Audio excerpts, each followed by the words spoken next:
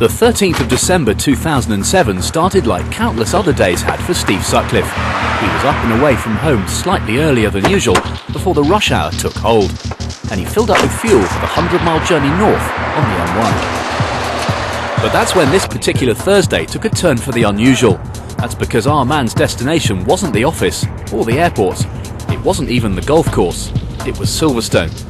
There, waiting for Autocar's editor-at-large, was an empty race circuit, a team of racing professionals with a day to spare, and a car with more performance potential than anything mere mortals are normally permitted to experience. The circuit was Silverstone's 1.6-mile national loop. The team was the Honda F1 team, and the car the RA107. The elements were doing their bit to make the day all the more interesting too, as if that was required. Guess what the track temperature is? None. Shov's just said he's never ever run it with such a cold track temperature before. The home of British motorsport was blanketed with frost, so while the rest of us huddled round gas heaters, munching bacon rolls, the mechanics got out the tyre warmers and the Silverstone marshals set about thawing the track. Few will need an introduction to this man, British F1 racing star Jenson Button. Honda's lead driver was on hand to give our man some much needed advice. The kind of advice that only a seasoned race-winning F1 driver can give. So you've been bricking it all night last night? Oh God, it's such a shame it's not just a couple of degrees warmer. Yeah. You'd still be bricking it though? Yeah, of course. So as the track temperature crept up, Jenson and Steve headed out for a few wary reconnaissance laps to see how the land lay.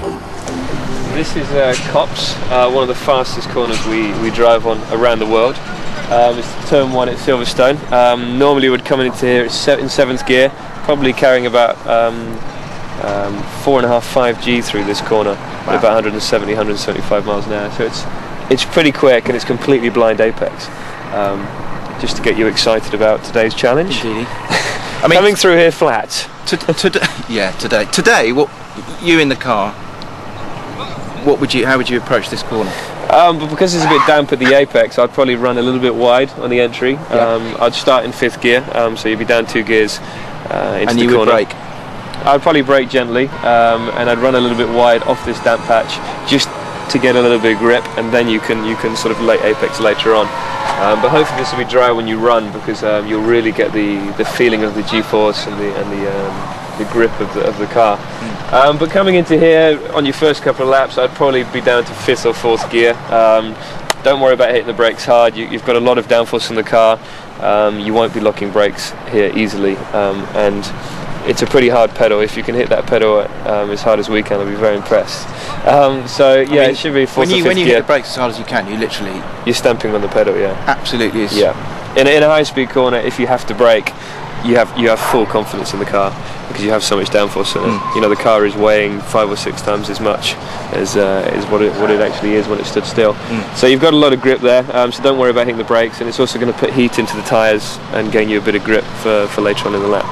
And this section here through turn 1 and Beckett's and Maggots is the best section on any circuit in the world. It is such a buzz. Really? It's where you really feel the Even better than G-force. Spa? Well, I think so, because at Spa you have a couple of good corners, but they're not connected. But whereas here, this section here is just so fast and flowing, and when you watch down at Beckett's, it's phenomenal. Yeah. It really, really is. You know, the grip of a Formula 1 car. It looks like an illusion, actually. Yeah, I know what you mean, and it's the same when I watch there as well.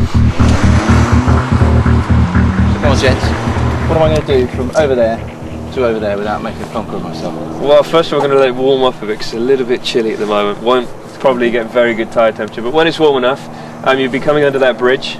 You'll be coming from a 2nd gear corner up through the gears. Should be able to hit 7th just before you hit the brakes here. What sort of speed am I going to be getting up to? You're probably going to be about 185 or something when you hit the brakes. Hit the brakes. You've got a first apex which you don't want to touch really. You want to sort of give it a bit of a wide berth. And then where you can see the cones here, that's where you want to touch the apex. Yeah. It's a 2nd gear corner. It is reasonably slow, but as you pick up speed and get used to it, it'll become a 3rd gear corner, and you'll really feel the downforce working through there. Into a bend like that, am I braking all in a straight line and then coming off the brakes and turning, or are you braking in on the way in? Well, I think to start with, it'd probably be best to brake in a straight line. And with this car, the problems we've had with it this year are braking and turning in. I mean, we have improved the car a lot, but for a person, you know, for your first drive of the car, it would be a lot easier just to brake in a straight line, then turn in and do the work. But if I was driving around here, you'd be braking into the corner, balancing the car all the way in on the brakes and on the downshifts also. So there's a lot of sort of dancing around that you do. It's not just hitting the brakes in a straight line, turn in, exit, hit the throttle. You know, there's a lot of dancing on the brake and the throttle into the corner, and then the exit also. You don't want to run all the way out to the curb, because it just means you've got to drag the car back over to that side for this right-hander. They do change direction very quickly, but you're also going in a straight line very quickly. So you don't want to use all the curb.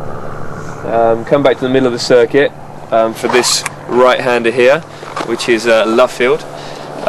Through here the line isn't such an issue as long as you're sort of the middle of the circuit inwards. It's mostly about just taking it nice and easy through here and getting a good exit, getting the car in a straight line and then getting on the power as soon as possible. You'll be running with traction control, which will help you quite a bit. So yeah, it's about getting in a straight line and powering it, and then you're up through the gears all the way down the straight up to 7th gear before you're braking for cops. How many laps can I have? I'm quite scared of this, even though I've done it before. I didn't drive it when it was icy and snowy before, and even then I spun it. There are a few icy patches though. Oh really? Oh, they'll be gone, mate. The sun's out. Don't worry.